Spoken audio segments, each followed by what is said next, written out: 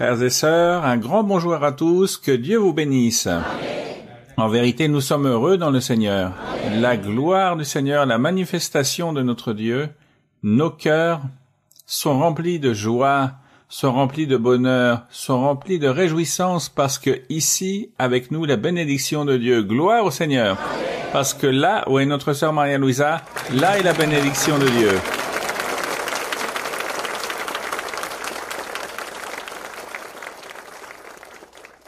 Parce que en elle habite la plénitude de notre Dieu et la manifestation du Seigneur. Et là où va notre sœur, là-bas, est la bénédiction de Dieu. Et pour cela, nous savons que ici, en ce moment, la bénédiction de Dieu est avec nous. Et nous voulons qu'elle reste avec nous, n'est-ce pas? La bénédiction de Dieu. Il y a un mot qui est très joli, que quand quelque chose, par exemple, reste là, et nous, ce que nous voulons, c'est cela, que cette bénédiction reste parmi nous pour toujours. Gloire au Seigneur. Nous vous souhaitons la bienvenue, sœur Maria-Louisa.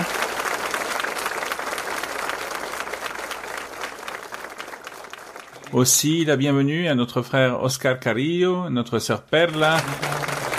Un applaudissement pour nos frères. Nous allons, frères et sœurs, nous mettre debout, nous allons prier le Seigneur, nous allons réaliser une prière et nous allons le remercier pour tout. Nous allons le remercier pour la bénédiction d'avoir notre sœur avec nous. Dieu de la gloire, Dieu béni, Dieu du ciel, merci Père Céleste, puissant Seigneur Jésus-Christ, merci à toi, ancien Père Céleste. Combien nous te louons, combien nous te bénissons, combien nous te chantons, combien nous te glorifions. À toi, Seigneur, Roi de la vie, Père créateur de toutes les choses, tu es juste et miséricordieux, Seigneur. Que tes yeux de miséricorde soient sur nous aujourd'hui pour nous donner la bénédiction d'avoir la sœur Maria-Louisa parmi nous. Que notre cœur soit ouvert, disposé. Notre cœur est ouvert, grand ouvert comme une maison qui s'ouvre pour te recevoir, pour recevoir ces invités de gloire, toi, Esprit de Dieu. Parce que nous savons que tu te meus au milieu de nous et chaque parole méditée par notre sœur, tu seras là, Seigneur. Parce que ta parole est la vie, Seigneur. Ta parole nettoie, ta parole libère, ta parole est bénédiction. Seigneur, Dieu béni, merci. Nous te louons et te bénissons, nous te remercions au nom de notre Seigneur Jésus-Christ. Amen. Nous allons, frères et sœurs, ouvrir nos Bibles et nous allons lire dans les psaumes. Nous allons lire dans le psaume 150, versets 1 à 6. Lisons cette merveilleuse louange pour le Seigneur, et pour cela nous sommes ici réunis aussi dans l'Église, pour louer le Seigneur, à travers de la doctrine, de l'enseignement. Nous allons lire dans le livre des psaumes, chapitre 150, de manière alternée. Louez l'Éternel, louez Dieu dans son sanctuaire, louez-le dans l'étendue où éclate sa puissance. Lisez-le deux, s'il vous plaît.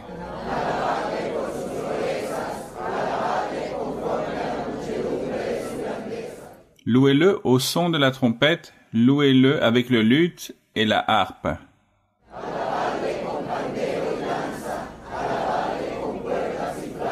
Louez-le avec les cymbales sonores, louez-le avec les cymbales retentissantes.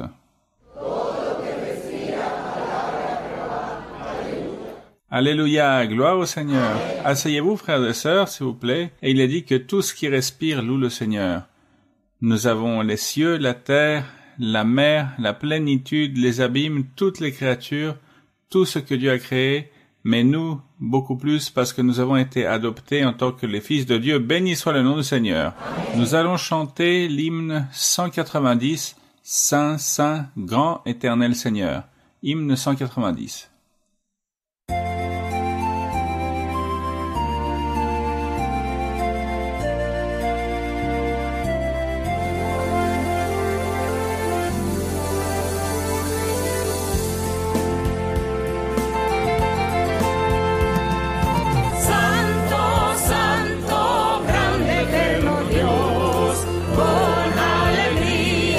Hoy te alabamos, Rey de Reyes.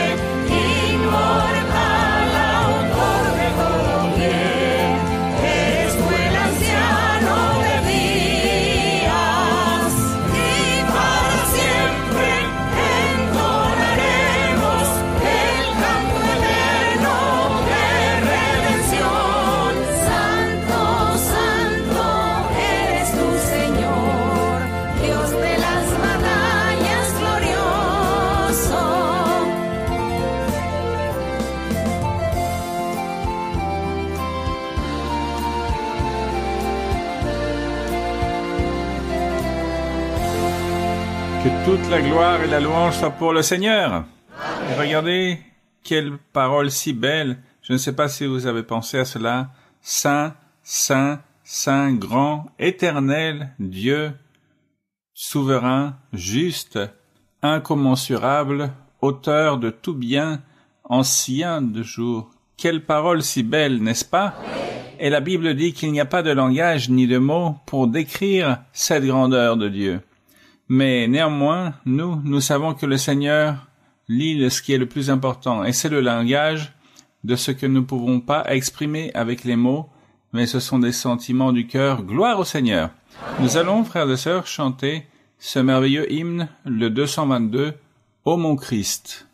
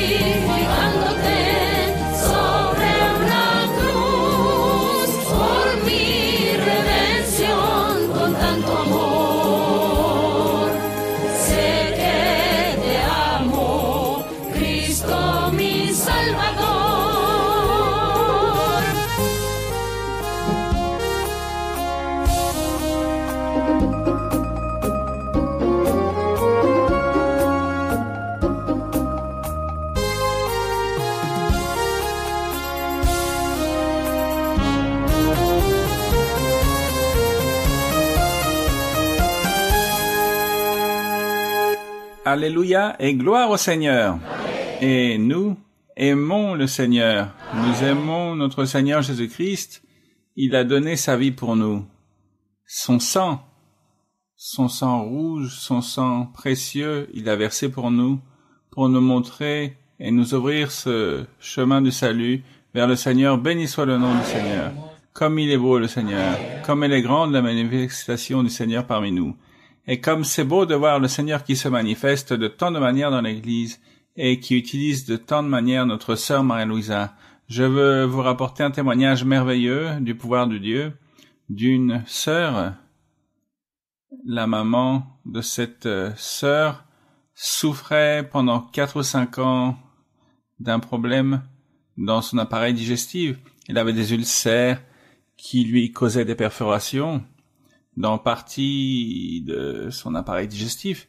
Et bien qu'elle soit passée par 2 ou 3, même 4 interventions chirurgicales pour essayer de la guérir, pour essayer d'enlever toutes ces perforations, de les fermer, ce n'était pas réussi. À chaque fois qu'il le faisait, elle s'ouvrait à nouveau. Mais la promesse du Seigneur était là, gloire au Seigneur, que Dieu ferait une guérison. Et le Seigneur l'a fait. Et il l'a fait de la manière suivante. Cette sœur rêve que notre sœur Maria-Louisa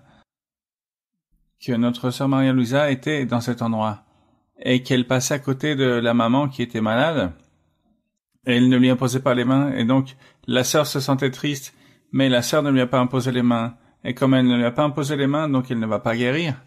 Et ce que la sœur fait dans ce rêve, et elle s'approche de la sœur Maria-Louisa, elle lui dit: Sœur, imposez les mains à ma maman pour qu'elle soit guérie.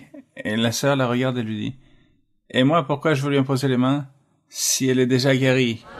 Quelques jours plus tard, elle va chez le médecin, elle était complètement guérie. Que la gloire soit pour le Seigneur.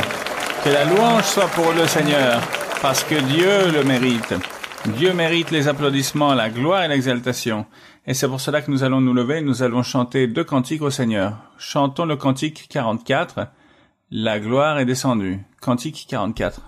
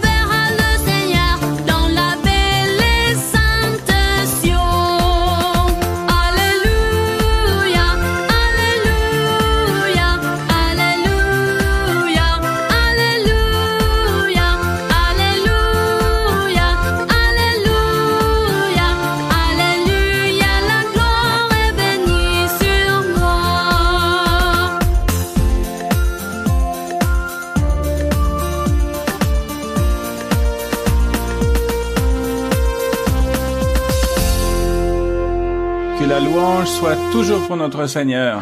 Et la gloire de Dieu, nous la voyons toujours.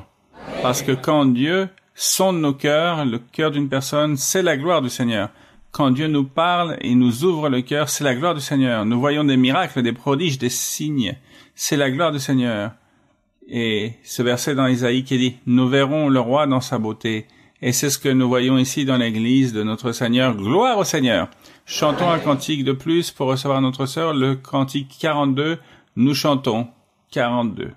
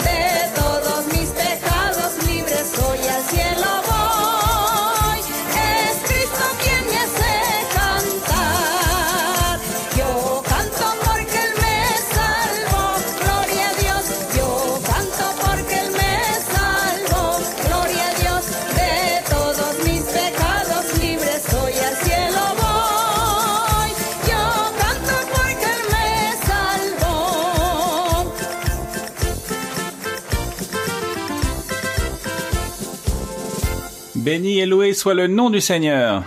Je veux vous rapporter quelque chose, mes frères. Les églises, par exemple, nous voyons qu'elles sont toujours remplies, qu'elles ont toujours des visites. De nombreuses personnes participent aux réunions.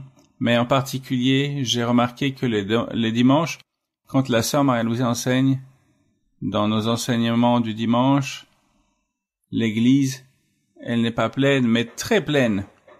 Énormément de personnes qui sont là, remplis de la bénédiction, les gens qui viennent chercher la doctrine du Seigneur, gloire au Seigneur, et de la grandeur de cœur de cette profondeur du cœur de notre sœur, de tout cela que Dieu lui a donné, le Seigneur vient nous donner à nous aujourd'hui.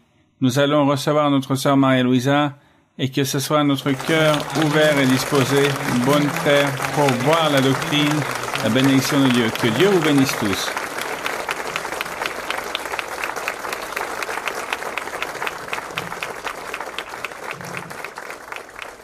Bonsoir, mes frères, mes sœurs, que Dieu vous bénisse. Amen. Vous pouvez vous asseoir.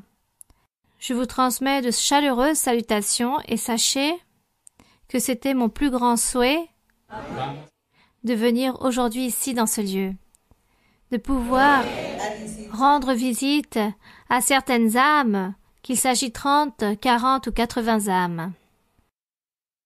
Comme lorsque le Seigneur disait à Abraham qu'il allait détruire Sodome et Gomorrhe, et Abraham disait au Seigneur, « Et s'il y a 50 justes ?»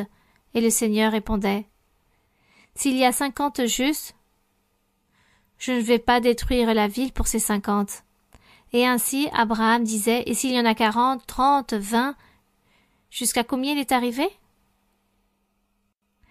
Quel fut le dernier chiffre qu'Abraham a dit qu'il a convaincu le Seigneur? 5. Les lecteurs de la Bible. Merci, mes frères, parce que vous êtes lecteurs de la Bible. Abraham dit, même s'il y avait 5, tu vas détruire Sodome et Gomorre pour 5 personnes?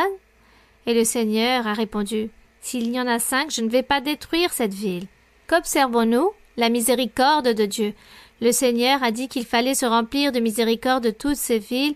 Peut-être il y avait beaucoup de villes, mais même pour 5 justes, il n'allait pas la détruire. Et cela m'a enseigné d'avoir ce sentiment dans mon cœur que je ne dois pas regarder le nombre de personnes, mais qu'il y ait 1 ou 2 cœurs qui aiment Dieu déjà. Amen.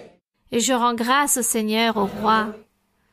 Et comme j'ai beaucoup parlé, le temps est passé, j'aimerais donner un espace pour les questions d'aujourd'hui. Nous allons donc lire très rapidement ici certains versets d'un psaume. Nous allons lire, j'avais un psaume qui était prêt, mais il était très long, donc je vais lire un psaume très court. Lisons le psaume, il me semble que c'est le psaume chapitre 24. Psaume 24. Il s'agit d'un psaume où on met en évidence notre Seigneur Jésus-Christ, autant que roi, le Seigneur Jésus-Christ, comme ce roi. Psaume 24, nous allons le lire, et ensuite, je vais débuter avec toutes vos questions. Il est écrit, « À l'Éternel la terre et ce qu'elle renferme, le monde et ceux qui l'habitent. » Nous rendons grâce à notre Dieu, nous lui appartenons, car il l'a fondé sur les mers et affermi sur les fleuves. Qui pourra monter à la montagne de l'Éternel? Qui s'élèvera jusqu'à son lieu saint? Je ne sais pas si vous voulez m'aider à lire le verset 4. Celui qui a les mains innocentes et le cœur pur, celui qui ne livre pas son âme au mensonge et qui ne jure pas pour tromper. Que le Seigneur nous aide à accomplir ce verset, n'est-ce pas? Il obtiendra la bénédiction de l'Éternel, la miséricorde du Dieu de son salut. Voilà le partage de la génération qu'il invoque, de ceux qui cherchent ta face, Dieu de Jacob. Porte, élevez vos linteaux, élevez-vous, porte éternelle. Que le roi de gloire fasse son entrée. Qui est ce roi de gloire? L'Éternel fort et puissant. L'Éternel puissant dans les combats. Porte, élevez vos linteaux, élevez-les, porte éternelle. Que le roi de gloire fasse son entrée. En parlant de l'Église, nous sommes un corps, nous sommes un temple. Il y a des portes, nous avons des portes, chacun d'entre nous, et ces portes, c'est nous-mêmes. Car il est écrit qu'il faut élever ces portes pour que le roi de la gloire fasse son entrée et qu'il demeure en nous. Verset 10, qui donc est ce roi de gloire? L'Éternel des armées. Voilà, le roi de gloire. Béni soit le nom du Seigneur. Nous rendons grâce à notre Dieu pour toute sa miséricorde, pour nous avoir choisis, pour nous avoir regardés avec des yeux de miséricorde. Et aujourd'hui, nous sommes ici devant sa présence. Nous lui rendons grâce, car c'est lui qui dirige l'Église. Dans plus de 100 pays, il existe un groupe, 2, 3 cœurs qui cherchent Dieu. Et là se trouve Dieu avec ces personnes en train de tous les regarder. Le Seigneur nous regarde tous et il nous écoute. Merci Père Saint. Maintenant, nous allons continuer à donner la gloire à notre Dieu. Nous allons donc commencer, je ne sais pas, si vous voulez chanter un cantique sans la mélodie. Quel cantique nous pourrions chanter?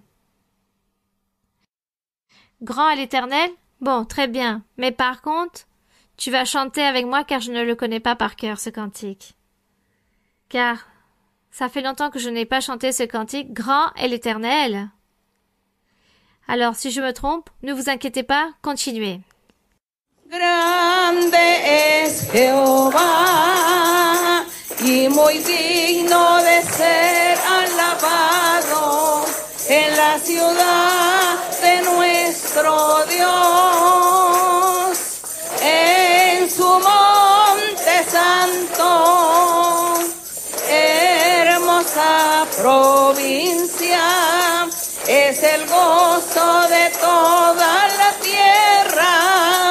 Es el monte de Sión, a los lados del norte la ciudad del gran rey. Es el monte de Sión, a los lados del norte la ciudad del gran rey. Grande es Jehová y muy digno de ser alabado en la ciudad de nuestro Dios, en su monte santo, hermosa provincia, es el gozo de toda la tierra, es el monte de Sión, a los lados del norte la ciudad del gran rey. Es el monte de Sión, a los lados del norte la ciudad del gran rey. Nous rendons grâce au Seigneur. Vous pouvez vous asseoir, mes frères et sœurs. Et maintenant, nous allons donner pas aux questions que vous avez apportées, aux questions que vous avez préparées durant ces 2 jours, lorsque vous avez eu cette nouvelle que j'allais venir. Durant ces 2 jours, vous avez commencé à chercher les questions que vous alliez poser, que vous aviez depuis très longtemps.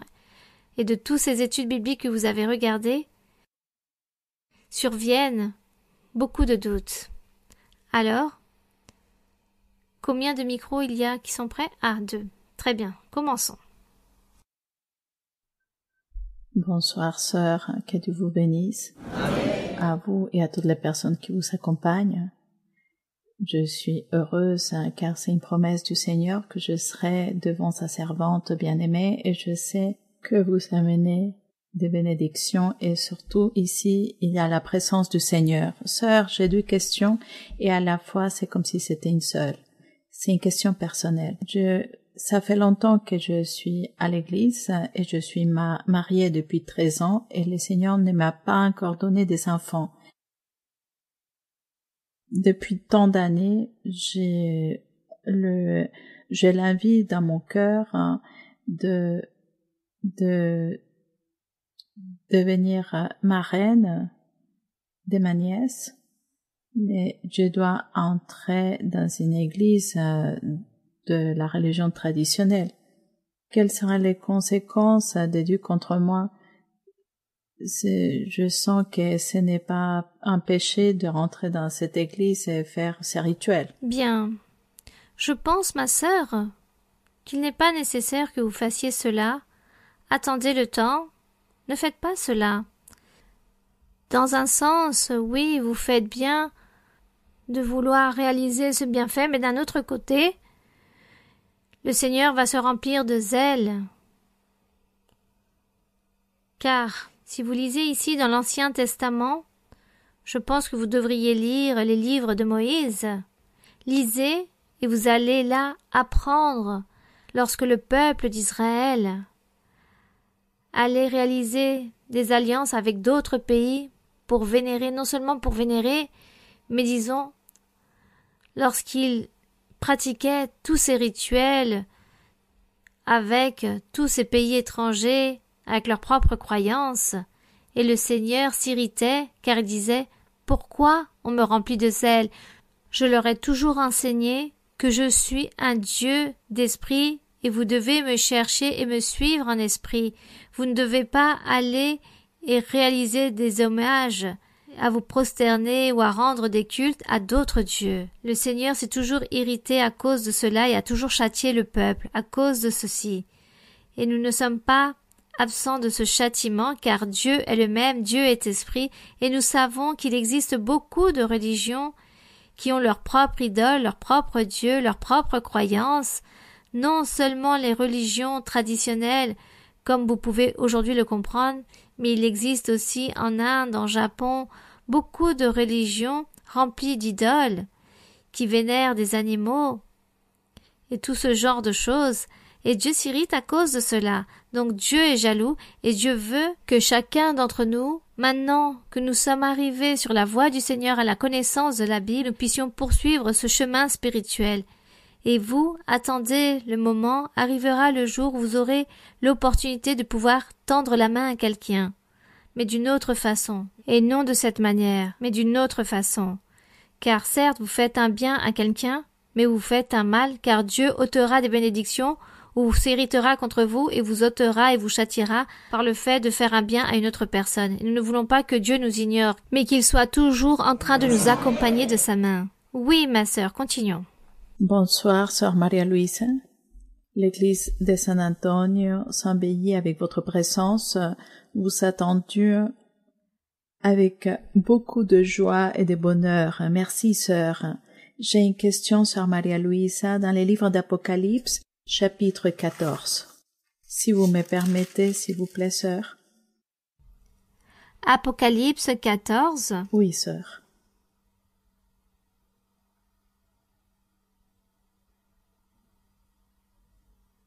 Oui. 14, quel verset? Du verset 1 au verset 4. Oui. Il est écrit ainsi. Je regarderai, et voici, l'agneau s'était né sur la montagne des Sion, et avec lui 144 000 personnes qui avaient son nom et le nom de son père écrits sur leur front.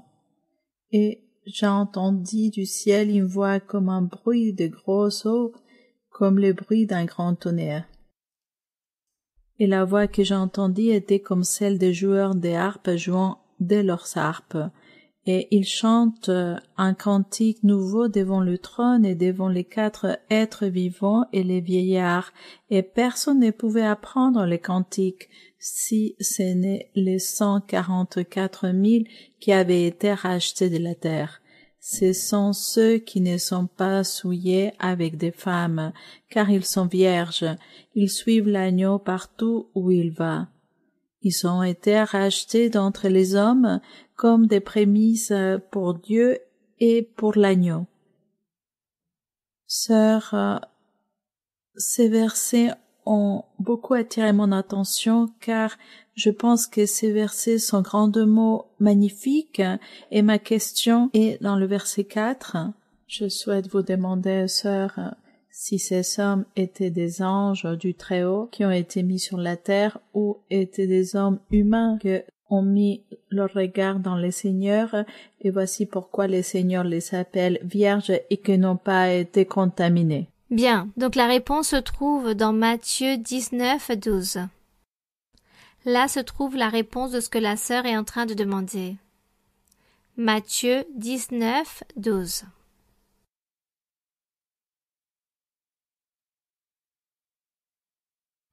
Et si quelqu'un a trouvé, vous pouvez lire à voix haute. Mais avec un micro. Il n'y a pas de microphone par ici? Il n'y a pas de micro, bon. Avec un microphone pour que nous puissions tous écouter. Car il y a des eunuques qui le sont dès le ventre de leur mère. Il y en a qui le sont devenus par les hommes. Et il y en a qui se sont rendus tels eux-mêmes à cause du royaume des cieux. Écoutez, là, il y a la réponse. Qu'avez-vous compris? Que signifie un eunuque? Selon la Bible, n'est-ce pas? Car nous trouvons les eunuques dans la Bible, c'est là où nous trouvons ces mots.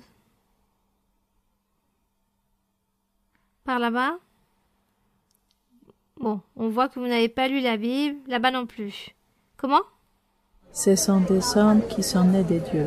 Comment vous dites par ici? Ce sont des hommes qui sont nés de Dieu depuis le ventre de leur mère. Qui sont devenus eunuques devenus eunuques à cause du royaume des cieux. N'est-ce pas? Il y a des eunuques qui sont rendus eunuques eux-mêmes. Mais les eunuques, qui sont-ils? Non.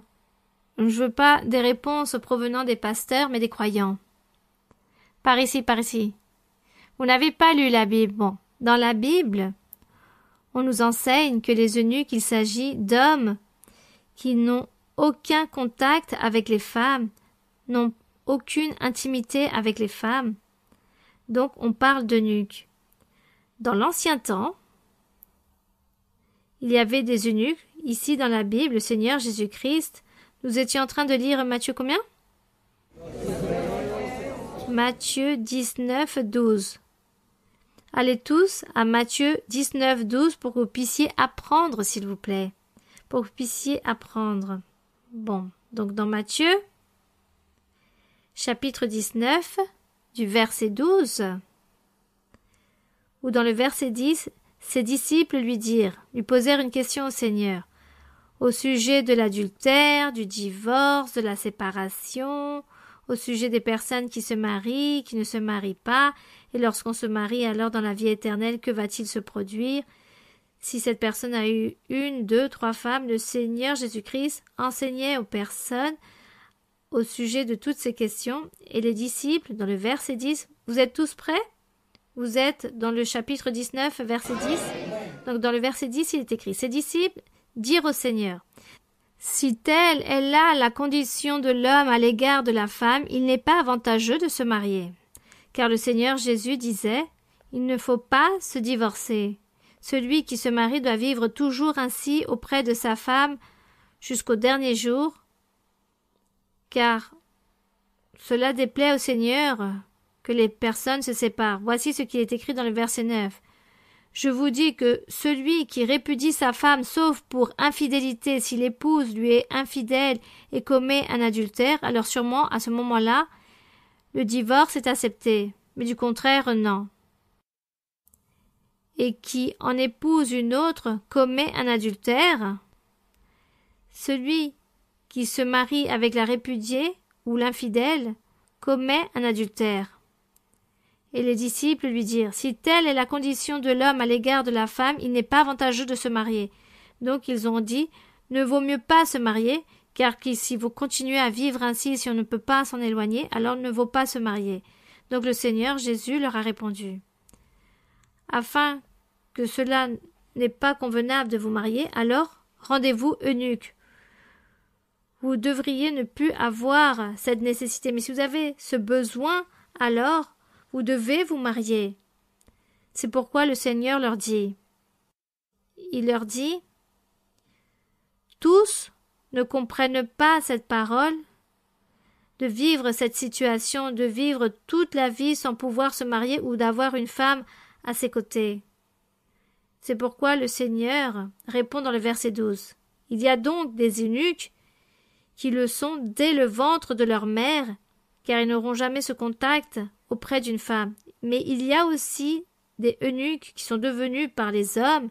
Rappelons-nous que dans l'ancien temps, les rois, dans les monarchies, les rois rendaient eunuques les hommes afin de veiller et prendre soin des princesses, des reines et des princesses. Donc les rois faisaient cette opération pour les rendre eunuques, et de cette façon il n'y aurait aucun danger et pouvaient faire confiance à ces princesses face à ces hommes. En français, on parlerait de castration. Voici ce que le Seigneur Jésus disait. Il y a des grooms qui sont rendus eunuques par les hommes et d'autres eunuques que de même sont devenus eunuques à cause du royaume des cieux, à cause de l'évangile du Seigneur Jésus-Christ. Voici la réponse d'Apocalypse que la sœur a lue dans Apocalypse combien? Chapitre? Du chapitre 14, où il est écrit que le Seigneur a une récompense très spéciale pour les eunuques, qui sont devenus eunuques à cause de l'évangile de Jésus-Christ, à cause du royaume des cieux. Et là se trouve, dans le verset 4, où il est écrit « Ce sont ceux qui ne sont pas souillés avec des femmes, car ils sont vierges. Ils suivent l'agneau partout où il va, le Seigneur Jésus-Christ. Ils ont été rachetés d'entre les hommes comme des prémices très spéciales pour ces hommes. » Vous voyez? Et de toute façon, ici on parle d'un nombre de personnes de 144 000, mais je pense que ces eunuques ont commencé depuis le premier jour où le Seigneur Jésus-Christ a commencé à prêcher son évangile, jusqu'au jour où le Seigneur viendra sur sa nuée pour son Église. Ce jour-là se complétera le nombre de personnes des 144 000 eunuques qui sont au service de Dieu dans l'Évangile. Nous ne savons pas qui sont-ils et nous n'allons pas dire aux personnes ou suggérer des choses, car il s'agit de choses de Dieu, et il n'y a que Dieu qui se charge de toutes ces choses.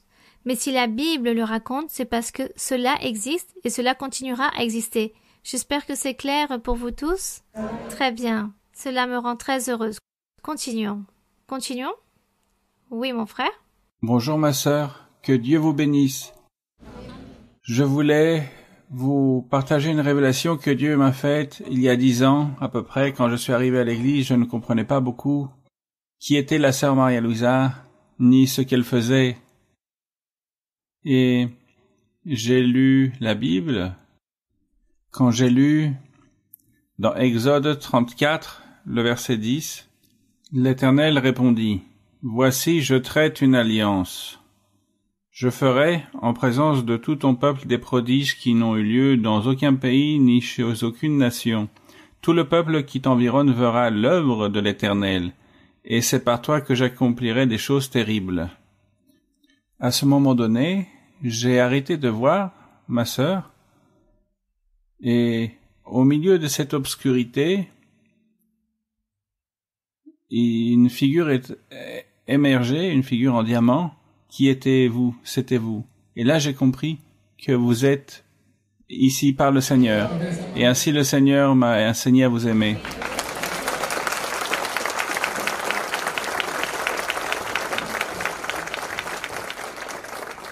Et ma question est, il y a longtemps, il y a plus de 10 ans, le Seigneur me parlait beaucoup en prophétie et il me disait beaucoup de choses en rêve. Et pratiquement, ce que je lui demandais, il me répondait. Mais dernièrement, je n'entends plus les réponses du Seigneur. Même si je prends la prophétie, je reçois la prophétie, je prie, je n'ai plus de réponse en rêve ni rien. Ce que je demande, le Seigneur me le concède. Mais j'aimais quand il me répondait. J'aimais l'entendre, l'écouter.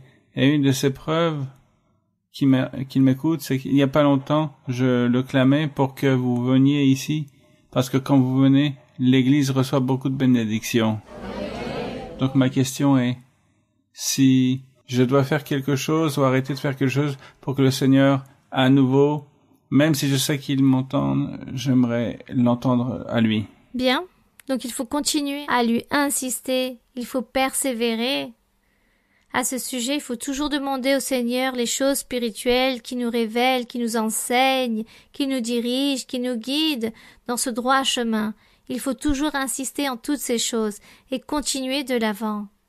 Et ne pas nous lasser de demander au Seigneur jusqu'à ce que se fasse sa volonté, ou jusqu'au jour où il dira « Ne me demande plus cela, car je vais te donner autre chose. » Et là, tout cela serait différent. Mais pour l'instant, continuez à demander au Seigneur par-dessus toutes ces choses, surtout au sujet des choses spirituelles. Il faut être très insistant. Bien, continuons. Sœur Maria Luisa, bonsoir. Mon cœur déborde de joie. C'est l'accomplissement d'une promesse. Nous vous rendons visite de l'église d'El Paso. C'est dans la frontière entre les États-Unis et le Mexique. Nous ne sommes pas nombreux, mais vous avez dit que même s'il y a... Et là-bas, à Paso, combien de personnes viennent se rassembler? Nous sommes entre 20 et 25 frères et Vous sœurs. voyez? Dans la frontière. On m'a pas dit que là-bas à Paso, les personnes étaient en train de se rassembler. Il y a peu de temps, j'étais là-bas, dans une maison, il y avait un groupe de personnes. Je ne sais pas s'il y a toujours quelqu'un de ce groupe où je suis allée rendre visite. Ah oui? Ah, très bien. Je vous félicite. Merci, sœur. Je vous félicite. Nous vous voyons Oui. tous les samedis dans l'étude biblique, mais vous êtes plus belle en personne. Merci. Merci, merci.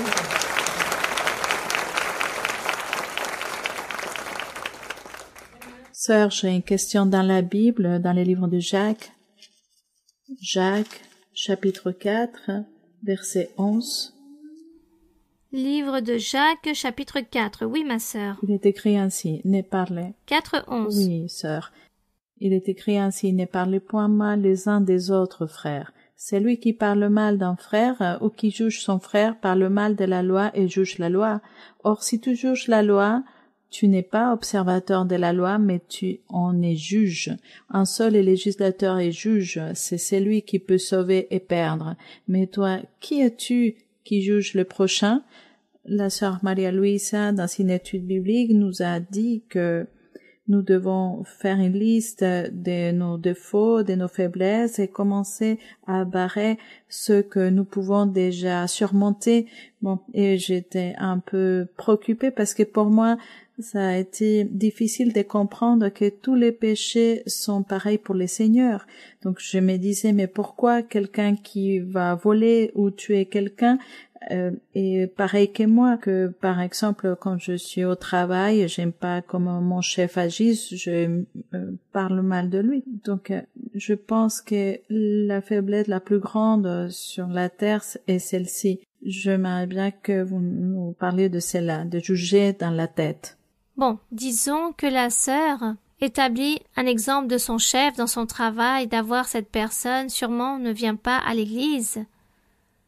Ici, spécifiquement, l'apôtre enseigne entre frères, ici dans l'assemblée, parmi les frères, qu'il ne faut pas murmurer des uns des autres, car parler mal ainsi des uns des autres dans l'église, car on parle ici de l'église des croyants, non des personnes de l'extérieur, des personnes du monde. Des personnes du monde, de l'extérieur, nous sommes toujours en train de spéculer, de parler mal, que par exemple ce gouvernement ne sert à rien, ou le président de tel pays n'est pas bon, ou que le gouvernement ne sait plus diriger. Bon, nous faisons toujours ce genre de commentaires, où nous écoutons aussi les nouvelles, les informations, et on dit que ce pays parfois est mauvais ou qu'il est bon, et qu'à la fin, pour qui on va voter? Bon, on écoute, ou peut-être on fait tout ce genre de spéculation, des choses qui se produisent dans le monde, par exemple par rapport aux impôts, ou que les personnes ne gagnent pas de manière suffisante, il y a toujours des lamentations. Je pense que penser tout ce genre de choses, Dieu va s'irriter à cause de cela, car nous sommes en train de parler de choses, de ce que nous écoutons, de ce que nous vivons.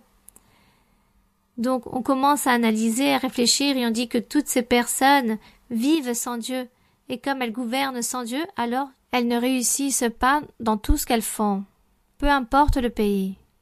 Donc, ce serait très beau que tous les pays auraient cette connaissance de Dieu pour que tout marche bien. Voici ce que nous pouvons parler. Donc, on peut parler de murmurer, de juger ou de mal parler.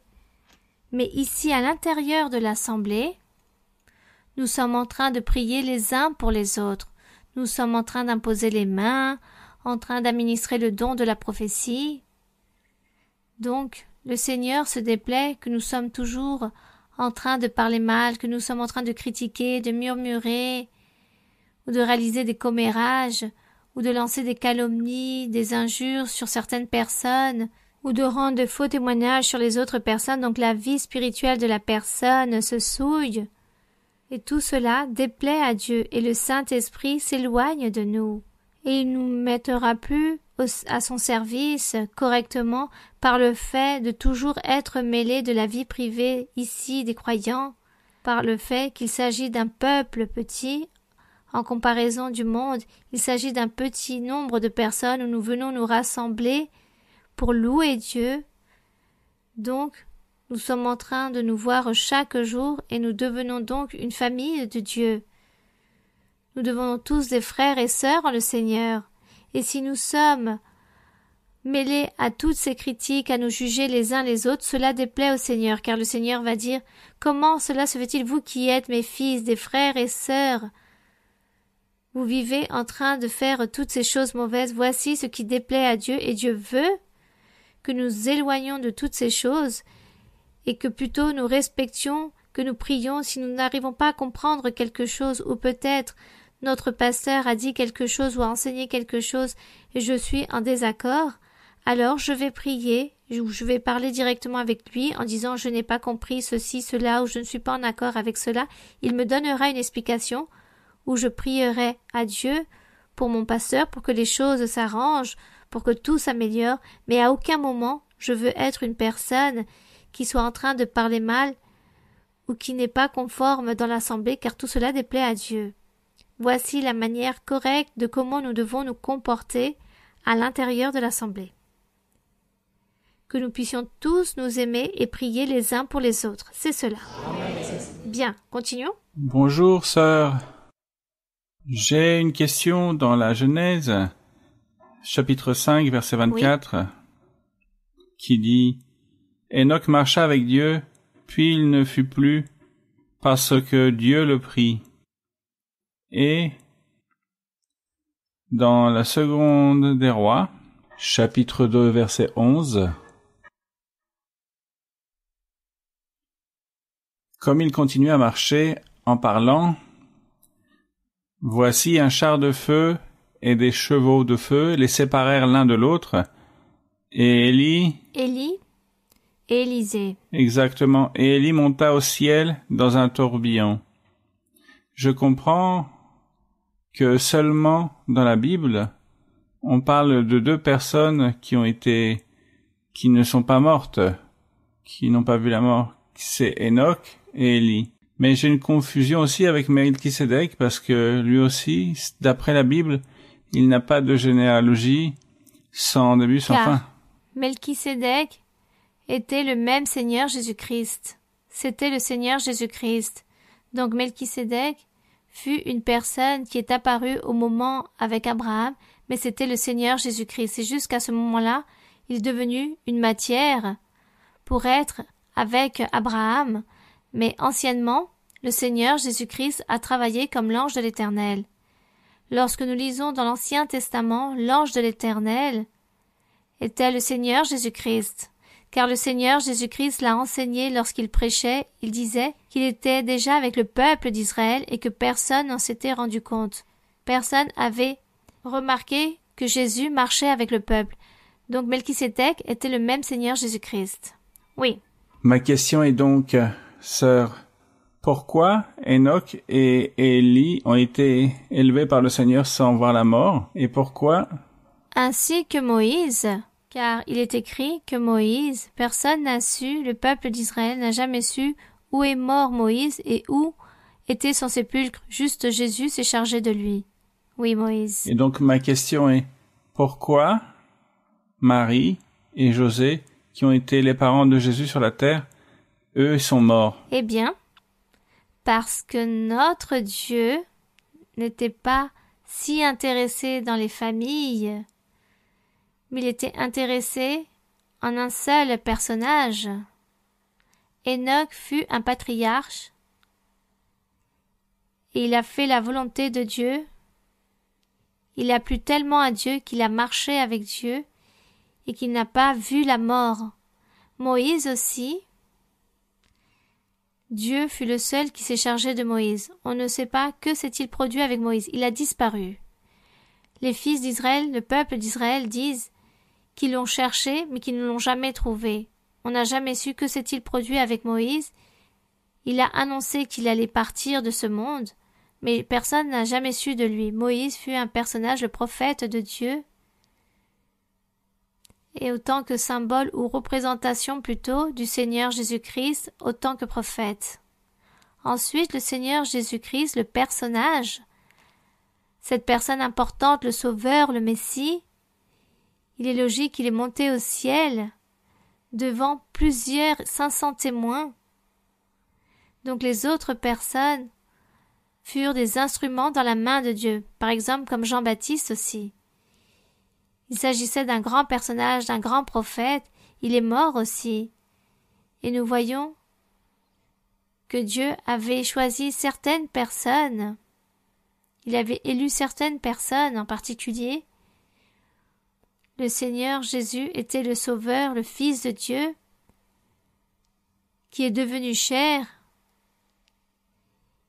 et qui est sorti du ventre de Marie pour naître, car Dieu a voulu qu'il naisse ainsi pour qu'il puisse marcher parmi les hommes, et ainsi ils allaient croire en sa parole ou dans son enseignement, mais même ainsi, les curieux n'avaient même pas cru en le Seigneur, ni avec toutes ces choses.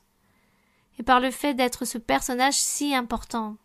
C'est pourquoi nous devons continuer à lire la Bible ou l'enseignement de l'Évangile. Dans l'Évangile du Seigneur Jésus-Christ, Dieu nous a enseigné qu'il fallait suivre le chemin de Dieu, le chemin du Seigneur, louer le Seigneur, le glorifier, et ne pas nous diriger à un autre être en nous prosternant, mais juste à un seul. Il disait toujours « Dieu est un seul et il faut être à son service et ne pas servir d'autres personnages, aussi bonnes que soient leurs œuvres. » Marie et Joseph ont réalisé une grande œuvre, car Marie, disons, a prêté son ventre et de là est venu le Sauveur. Tout simplement. Je pense que Dieu leur a donné aussi des prémices et ils doivent les garder aussi dans un certain lieu très spécial, comme d'autres personnages, comme les apôtres par exemple. Dieu aussi a dû leur donner une grande récompense, car ils sont morts et sacrifiés par la cause de l'Évangile, et le Seigneur récompense dans Apocalypse, il est écrit qu'il donne de grandes prémices à toutes ces personnes qui ont versé leur sang à cause de l'Évangile du Seigneur Jésus-Christ. Disons qu'il s'agit des personnes les plus privilégiées. Voici ce que Dieu fait pour nous donner l'enseignement que nous ne devons pas suivre d'autres choses, aussi brillantes qu'elles soient, aussi belles qu'elles soient, ou parce que des personnes font de choses très belles. Nous devons suivre un Dieu juste, véritable, un Dieu en esprit. Voici ce qu'il nous enseigne. Et nous devons donc suivre cette voie de cette façon, et le reste, nous l'admirons et nous respectons, tous les personnages et tous leurs faits. Nous les admirons beaucoup, et nous voulons qu'un jour Dieu aussi nous mette à son service et que nous soyons un instrument dans la main de Dieu. Continuons par ici, oui, mon frère? Sœur, bonjour. Je veux vous poser une question qui est dans la 2e épître de Pierre, chapitre 2, verset 1. Il y eut parmi le peuple de faux prophètes, et il y aura de même parmi vous de faux docteurs, qui introduiront des sectes pernicieuses, et qui, reniant le maître qui les a rachetés, attireront sur eux une ruine soudaine. Plusieurs les suivront dans leur dissolution, et la voix de la vérité sera calomniée à cause d'eux. Donc ma question, sœur, est comment est-ce que les générations d'aujourd'hui, c'est-à-dire nous et les futurs qui doivent venir, peuvent faire la différence entre les faux prophètes et les faux maîtres pour ne pas être trompés par des fausses doctrines, des faux enseignements qui sont de l'homme? Bien. Donc, 2e livre de Pierre, chapitre 2, vous êtes prêts? Chapitre 2, c'est très intéressant ce verset. Il y a eu parmi le peuple de faux prophètes dans l'ancien temps. Nous parlons ici de l'ancien temps. Dans le peuple ancien, il y eut de faux prophètes. Rappelons-nous, par exemple, lorsqu'il n'y avait pas de pluie dans Israël durant 3 ans et demi, il y avait une grande sécheresse, une grande famine, et Dieu a dit à Élie de convoquer tous les faux prophètes, il y en avait à peu près 400, 430, je ne m'en souviens plus très bien. Il leur a dit, convoque-les, et qu'ils prient leur Dieu, leur idole, et qu'Élie va prier le Seigneur, notre Dieu, afin qu'il envoie la pluie, voir desquels des prophètes ont raison, si c'est 400 ou Élie qui était seul, autant que prophète de Dieu, il était le seul à ce moment-là, car tous les autres prophètes de Dieu, on leur avait donné la mort, et Élie s'était caché dans une grotte, et on lui avait demandé pourquoi il était caché. Il a répondu, parce que tous sont morts, on me recherche aussi. Et le Seigneur a dit, non, ne t'inquiète pas, je vais te garder, et va, parle au roi. Et il est parti parler à ce roi, et ont été convoqués ces 430 faux prophètes. Et là-bas, dans ce lieu élevé, ils ont réalisé des autels pour vénérer leur Dieu, toutes ces 430 prophètes pour vénérer leur Dieu, et depuis le matin jusqu'au soir, ils ont vénéré leur Dieu, ces 400 faux prophètes, et ils n'ont reçu aucune réponse. Et lorsque Élie, à son tour, disons, a réalisé son autel, et qu'il a établi de l'eau autour de cet autel, il a commencé à invoquer le nom de notre Dieu. Dieu lui répondit et envoya le feu qui a consumé l'holocauste, l'eau, et a consumé aussi les prophètes. Ce jour-là, Élie, Dieu lui a donné la victoire à Élie, c'était le seul prophète de Dieu, et ces 430 faux prophètes sont morts, on leur a ôté la vie autant que châtiment pour avoir trompé le peuple d'Israël. C'est là où Pierre raconte toutes ces choses, car il dit, il y a eu aussi de faux prophètes parmi le peuple, et cela fut vrai, toute cette histoire que nous lisons de cette façon. Mais il est écrit aussi qu'il y aura de même parmi vous, les croyants de l'Évangile, il y aura aussi parmi vous de faux docteurs. Regardez ici l'apôtre ne dit pas qu'il y aura de faux prophètes, mais de faux docteurs. Et que fait le docteur? Le docteur enseigne la doctrine. Le docteur enseigne la doctrine. Et qu'il y a de faux docteurs dans le monde qui enseignent de fausses doctrines au sujet de l'Évangile et au sujet du Seigneur Jésus-Christ. Et à tous ces faux docteurs qui se sont levés dans le monde, on les appelle aussi confessions religieuses. Ce sont des confessions chrétiennes qui disent croire en Jésus-Christ et lire la Bible. Et il s'agit de faux docteurs, car ces personnes ont détourné le véritable évangile de notre Seigneur Jésus-Christ. Certaines religions nient même le Saint-Esprit. D'autres confessions empêchent qu'on parle en langue, et d'autres empêchent et ne croient pas en le don de la prophétie. Et tout cela, il s'agit d'un mensonge. Voici ce qu'enseignent les faux docteurs, les faux prophètes d'aujourd'hui dans ces différentes confessions chrétiennes. Est donc en train de s'accomplir toutes ces choses que raconte l'apôtre Pierre. Il y eut parmi le peuple de faux prophètes, comme parmi vous il y aura de faux docteurs, oui, qui introduiront des sectes pernicieuses.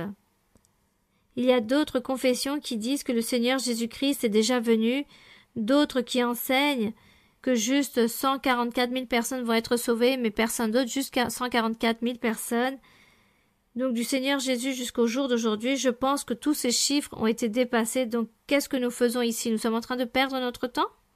Nous pourrions dire cela, mais regardez que nous avons le Saint-Esprit et les dons spirituels.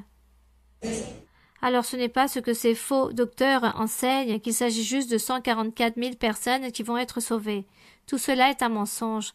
Ces personnes n'ont pas lu au sujet des eunuques et n'ont pas lu ce que le Seigneur Jésus a enseigné au sujet de ces personnes. Il est donc écrit que ces faux docteurs introduiront des sectes pernicieuses et qui reniant le Maître qui les a rachetés, car beaucoup renient le Seigneur Jésus-Christ comme le Fils de Dieu. D'autres disent que Jésus-Christ fut un homme quelconque, un simple prophète, Et l'apôtre Pierre ici le dit très clairement. Ils renieront le maître qui les a rachetés, attireront sur eux une ruine soudaine. Et tout cela est en train de s'accomplir et continuera à s'accomplir jusqu'au dernier jour, jusque le Seigneur viendra pour son Église.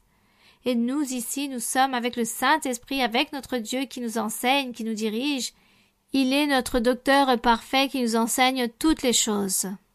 Voici donc cette question qui est très intéressante, très importante aussi. Bien, que le Seigneur vous bénisse, mon frère.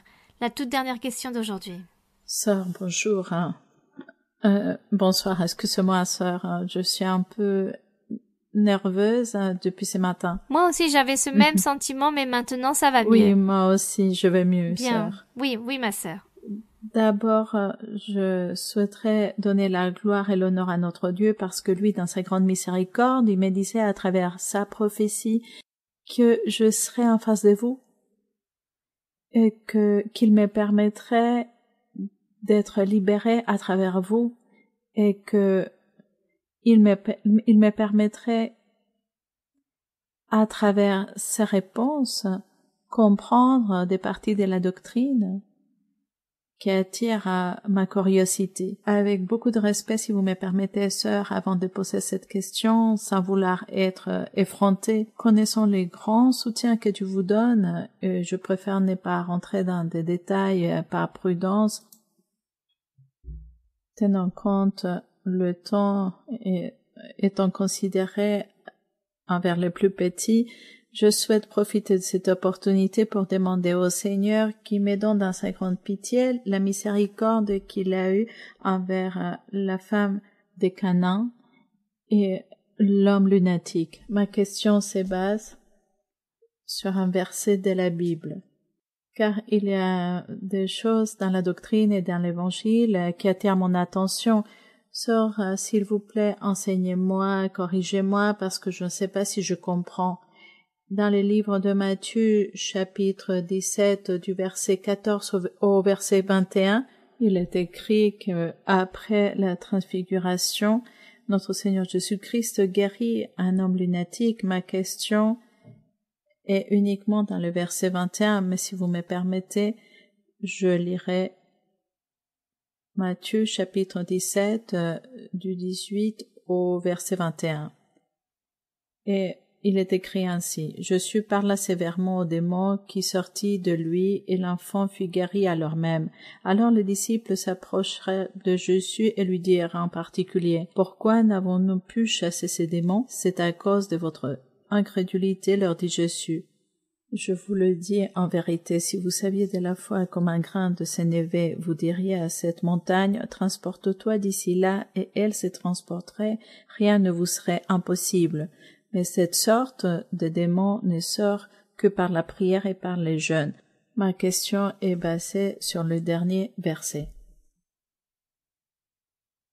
Sachant, sœur, qu'à travers vos enseignements, nous avons appris que le jeûne spirituel, c'est ne pas pécher, aimer Dieu. Vous nous rappelez que si nous prions constamment et nous aimons Dieu constamment et nous ne péchons pas de cette manière-là, nous allons arriver à avoir une relation plus intime avec Dieu. Sachant que vous vous régalez lorsque vous nous enseignez à aimer Dieu chaque jour, ma question c'est celle-ci la raison pour laquelle le Seigneur me disait à travers la prophétie que pour l'instant seulement à travers vous, il allait me libérer ou me donner ce type de liberté spirituelle. Nous savons, sœur, que ce soutien dans le passé, Pierre, Paul et Jean, ils avaient aussi ce soutien du Seigneur, uniquement pour donner quelques exemples. Mais comment aujourd'hui un frère, une sœur qui fait des efforts sur les chemins du Seigneur, qui a déjà reçu le Saint-Esprit, qui sert le Seigneur avec les dons, comment il peut réussir à avoir cette intime relation avec Dieu et ce soutien du Seigneur? Doit-il continuer à être libéré et enseigné par Dieu? Et quels conseils ou quelles suggestions vous donnez à ces personnes que, comme moi, d'une manière ou d'une autre, le Seigneur leur a dit que la transformation va être très lente et qu'ils doivent être patients et que uniquement avec des personnes comme vous, il a plaisir de les libérer. Ma sœur, excusez-moi, vous posez votre question basée sur la réprimande de chasser des démons? Dans le verset 21, parce que il est écrit ainsi, mais cette sorte Bien. de démons ne sort que par la prière, par Bien. le jeûne. Ma sœur, lorsque le Seigneur Jésus a dit à ce démon qu'il ne sortira que à travers la prière et le jeûne, le Seigneur Jésus-Christ parlait au sujet de la loi de Moïse, de ce qu'il faisait, ce que faisaient les sacrificateurs dans la loi de Moïse, les personnes qui souffraient de mauvais esprits, les lunatiques, on les emportait vers le sacrificateur et le sacrificateur devait prier pour ces personnes et réaliser certains rituels pour que les personnes puissent être délivrées. Le sacrificateur était anciennement une personne établie par Dieu. Et ces personnes avaient l'appui de Dieu. Lorsqu'ils allaient voir des personnes remplies de mauvais esprits, Dieu appuyait le sacrificateur et les personnes guérissaient. Mais il s'avère qu'à l'époque du Seigneur Jésus-Christ, à l'époque de Moïse, la loi, personne ne l'accomplissait, même pas les sacrificateurs qui vivaient dans l'ancien temps. Absolument personne n'observait la loi de Moïse et Dieu leur avait déjà ôté cet appui. Le Seigneur Jésus-Christ était avec ses apôtres, leur donnant cette puissance et leur enseignant qu'il allait leur donner aussi cette puissance pour guérir, pour délivrer. Et le Seigneur Jésus-Christ les a envoyés en disant « Allez dans les maisons, priez pour les malades, parlez de l'Évangile, prêchez l'Évangile du Seigneur, le royaume des cieux et réalisez les miracles. » Et ils partirent car le Seigneur les appuyait. Ils ont fait toutes ces choses et tout était très beau. Et lorsqu'ils sont revenus, ils ont dit « Seigneur, tout s'est bien passé. La seule chose, lorsqu'on leur a apporté cet homme rempli de démons, ils n'ont pas pu sortir le démon. Ils ont prié, mais ils n'ont pas pu sortir le démon car ils n'avaient pas l'appui de Dieu. Ils ont vu que le Seigneur Jésus a réprimandé les mauvais esprits et cet homme fut libre. Donc les apôtres disent « Et nous, pourquoi n'avons pas pu faire cela ?» Car ils vivaient la loi de Moïse. Les apôtres, à ce moment-là, même si le Seigneur Jésus-Christ était déjà présent en train de prêcher à ce moment-là, ils ne vivaient pas l'ère de l'Évangile de Jésus-Christ. Le Saint-Esprit n'était pas encore venu. Donc les apôtres n'avaient pas le baptême avec le Saint-Esprit et n'avaient pas aussi les dons spirituels, car ils allaient les recevoir après que le Seigneur Jésus-Christ allait monter au ciel.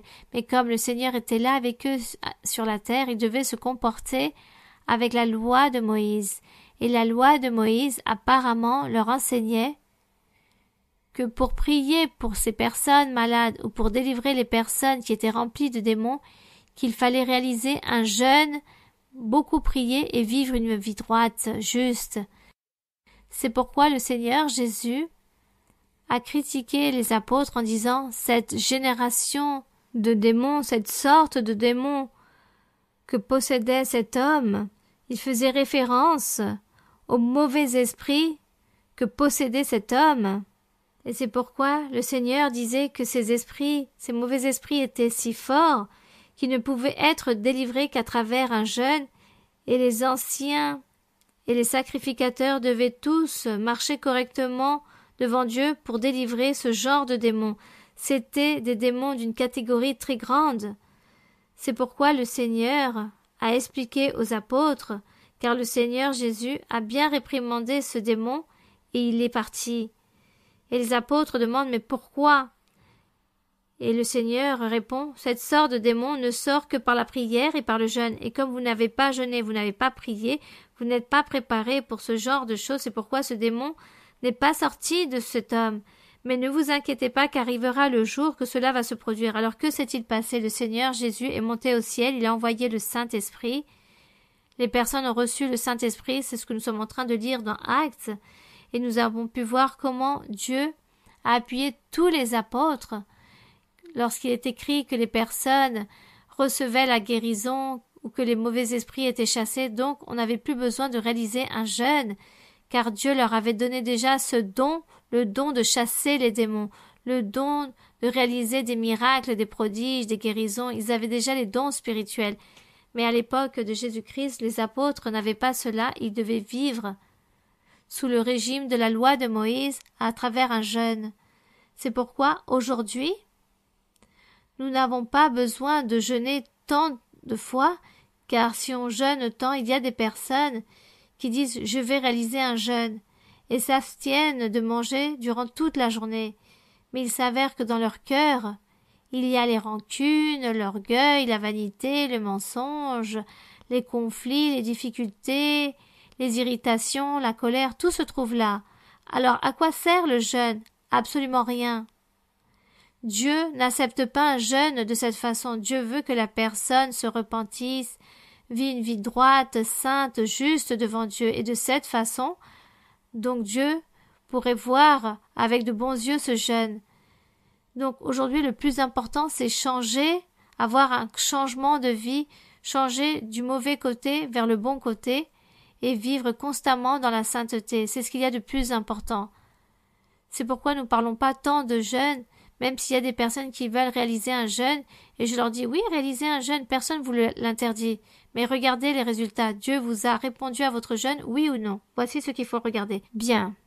Merci à chacun d'entre vous, que Dieu vous bénisse. Nous allons donc prier le Seigneur pour rendre grâce à notre Dieu.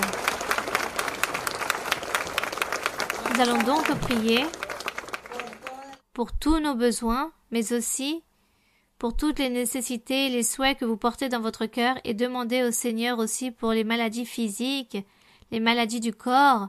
Nous allons demander à notre Dieu et nous allons rendre grâce au Seigneur, et aussi lui demander les choses spirituelles, les dons spirituels que Dieu nous les donne. Et lisez aussi la Bible. Lisez la Bible. Pour moi, comme pour beaucoup de personnes récentes, je vous recommande. Je vous invite même à lire beaucoup la Bible, car cela va beaucoup vous aider à recevoir les bienfaits du ciel. Père céleste, nous te rendons grâce, Seigneur, pour cette soirée. Merci pour ton amour, pour ta bonté, pour ta parole, pour ta vérité. Merci, Seigneur, car nous avons été devant ta présence, en train de parler de ta parole, méditant dans la Bible. Nous avons appris. Permets, Seigneur, que toute la parole et la doctrine arrivent au plus profond des cœurs de chaque personne qui écoute, qu'elle pénètre dans chaque cœur et qu'elle fasse et donne la personne des fruits de tout ce qu'elle a compris et tout ce qu'elle apprend de toi. Que tu sois en train de semer dans chaque cœur cette semence, cette parole, et qu'elle grandisse, et que chacun soit un arbre qui donne un bon fruit à son temps, et que sa feuille ne se fane pas, que cet arbre soit planté auprès d'une source d'eau. Seigneur, tu es le seul qui peut donner ses bienfaits à chacun d'entre nous. Je te demande, mon Seigneur, que tu bénisses tous les frères et sœurs dans cet état, que tu les protèges et que tu exauces leurs vœux, et que tu réalises tous leurs souhaits, et que ta main toute puissante soit sur chacun, que tu délivres et réprimandes toute sorcellerie, envoûtement, et réprimandes toutes les malédictions de l'ennemi, et détruis, Seigneur, l'œuvre du diable. Bénis chaque personne, délivre-les. Seigneur, aussi, pour tous les frères et sœurs et toutes les personnes qui nous regardent dans cette vidéo, dans cette étude biblique, je te demande de réaliser des prodiges, des miracles avec chaque personne, et que chacun exprime ses besoins, ses nécessités, leur affliction, leur amertume, leur souffrance, leur maladie. Seigneur, écoute-les. Seigneur, écoute chaque personne, car il existe beaucoup de maladies incurables, et toi, Seigneur, tu délivres chacun, tu purifies chaque personne, guéris, tends ta main qui guérit. Et délie, Seigneur, délivre, Seigneur, chasse toute maladie, et délivre toute personne qui a été captive de l'ennemi. Délie, Seigneur, ôte toutes les chaînes, détruis cette œuvre de l'ennemi, romps toute chaîne, réalise des miracles, bénis, Seigneur, toute personne qui invoque ton nom, toutes ces personnes qui croient en toi, qui déposent leur confiance en toi, cette sûreté en toi, qui cherchent ta miséricorde, qui cherchent de ton nom, que tu te manifestes en eux. Père Saint, au nom glorieux de Jésus-Christ, ton Fils bien-aimé, nous te demandons toutes ces choses. Écoute notre supplique, écoute notre prière. Bénis-les, Seigneur. Au nom glorieux de Jésus-Christ, que l'honneur et la gloire soient pour toi, maintenant et éternellement. Amen. Gloire à notre Dieu. Béni soit le Seigneur. Les louanges sont pour le roi. La gloire pour le Seigneur. Les louanges au Tout-Puissant. Envoie de ta puissance. Envoie de ton Saint-Esprit. Remplis-les, Seigneur. Baptise aussi. Baptise-les avec ton Saint-Esprit. Envoie les dons spirituels, mon Seigneur. Envoie les dons spirituels. Donne-leur une transformation, un changement de vie, une délivrance. Romps tous les liens et tous les empêchements. Ôte les non-croyances, le doute, l'obstination. Seigneur, bénis. Envoie ce feu spirituel. Gloire au Seigneur. Béni soit le Seigneur. Puissant est notre roi. Merci Seigneur. Gloire à ton nom. Que l'honneur et la gloire soient pour toi. Puissant est notre Dieu. Puissant est le roi. Alléluia. Yo sé que estás aquí, Señor. Yo sé que estás aquí. Yo sé que estás aquí, Señor. Yo sé que estás aquí. Mi alma te alaba. Mi alma te alaba. Mi alma te alaba. Porque sé que estás aquí. Mi alma te alaba. Mi alma te alaba. Mi alma te alaba porque sé que estás aquí. Yo sé que estás aquí, Señor. Yo sé que estás aquí. Yo sé que estás aquí, Señor. Yo sé que estás aquí. Mi alma te alaba. Mi alma te alaba. Mi alma te alaba porque sé que estás aquí. Mi alma te alaba. Mi alma te alaba, mi alma te alaba, porque sé que estás aquí. Gloire au Seigneur. Nous rendons grâce à notre Dieu. Nous rendons grâce au Seigneur. Puissant est le Seigneur. Chantons maintenant ce cantique où nous nous engageons avec le Seigneur. Toma por favor mi mano, Señor, contigo quiero ir. Con sangre aquí pagaste por mí, te quiero hoy servir. Anhelo poder lo malo vencer y en santidad vivir. Toma por favor mi mano, Señor. Contigo quiero ir. Toma por favor mi mano, Señor. Contigo quiero ir. Con sangre aquí pagaste por mí. Te quiero hoy servir. Anhelo poder lo malo vencer y en santidad vivir. Toma por favor mi mano, Señor, contigo quiero ir. Que la gloire soit pour notre Dieu. Nous rendons grâce au Seigneur. Merci beaucoup mes très chers frères et très chères sœurs. Que mon Seigneur vous bénisse et à très bientôt. Recevez de grandes bénédictions du ciel. Vous les avez déjà reçues car Dieu a versé à chacun des bénédictions du Très-Haut. Que Dieu vous bénisse. Je vous aime avec tout mon cœur. Je vous aime. Que le Seigneur vous bénisse. Merci.